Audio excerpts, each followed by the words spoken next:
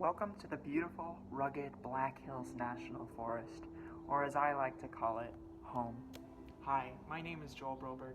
I have had the pleasure of calling the Black Hills my home for all of my 20 years of life. My family has lived in the heart of the hills for over 25 years, all thanks to Black Hills Electric Cooperative, who makes it possible for hundreds of families in western South Dakota to keep living the rural American dream.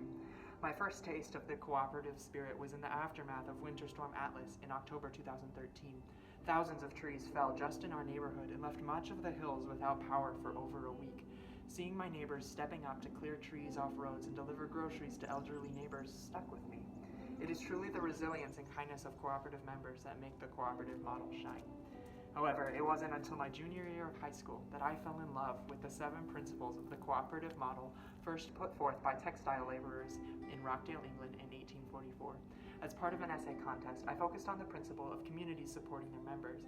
This reflective exercise was edifying in itself, but I was elated to find that my essay would pave the way for me to join the 2018 NRECA's Youth Tour to our nation's capital. Youth Tour was an unforgettable informational experience. I was eager for the opportunity to learn more about electric cooperatives, along with other young leaders from my state, including a few of my closest friends today. Even though I'm terrible about taking pictures in the moment, my memories of that week in DC are crystal clear. Hearing from our state's governor, Kristi Noem, and Senators John Thune and Mike Rounds were incredible moments. Quite possibly the climax of the week was hearing the great motivator and paraplegic Mike Schlappe, reminding us that while takers eat well, givers sleep well. This wholesome and educational week instilled in me the desire to invest in communities wherever I end up in my career. Now, almost 3 years later, I am a sophomore at the University of Northwestern, a private non-denominational Christian school in St. Paul, Minnesota. I'm triple majoring in Spanish, Bible, and English with a concentration in linguistics, in addition to 2 minors in music and ancient and classical languages. Although it's been several years since Youth Tour, I'd like to share how I have strived to incorporate the 1st and 7th cooperative principles in my life: open and voluntary membership, and care for broader community. As student council president in high school, I coordinated blood drives and campaigned for habitual blood donation, as well as advocated for students' mental health during finals week. I sat on the senior leadership team along with the school principal, chaplain, and curriculum and athletic directors.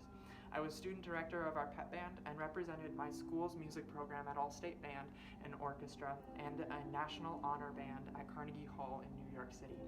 At my church, I played piano on the worship team and took part in 3 international mission trips to Costa Rica and Haiti.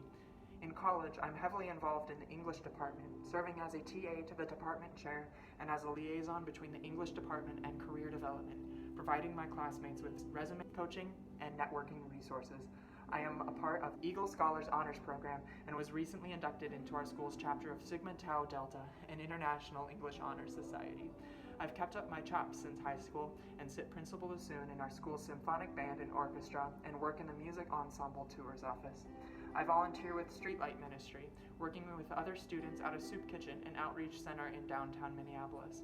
I tutor kids at a Spanish-speaking church in Minneapolis while their parents take part in Bible studies. I'm also in the process of spearheading a support group on campus, exploring the relationship between faith and non-heteronormative sexuality. This fall, barring any complications with COVID, I will be studying abroad in Costa Rica as part of a service-oriented Spanish immersion program, working with a group supporting women entrepreneurs in San Jose, as well as spending an interim week among impoverished communities in Guatemala. After graduation, I plan on pursuing a PhD in sociolinguistics and working with communities of endangered indigenous languages in North America. I hope to provide research and academic resources to accomplish these communities' goals of linguistic revitalization, literacy development, and language documentation. I am in awe of the power of community and forever thankful for the support of electric cooperatives who make it possible for my family and the agricultural families of South Dakota to flourish. My sister, a fellow Youth Tour alumna, and my grandparents' ranches are powered by electric cooperatives. Knowing that my extended family and my precious nieces can succeed is a priceless comfort. When the COVID-19 pandemic hit last winter, I was sent back to the Black Hills to complete my freshman year of college online. In all the confusion and fear of the pandemic and the middle of my mother's fight with breast cancer, it was comforting to know that we had a supportive and consistent electric cooperative behind us, making it possible to do my classes from the safety of home. As our worlds got smaller and families stayed home, the spirit of the cooperative remained strong, just as it did in Winter Storm Atlas 7 years prior.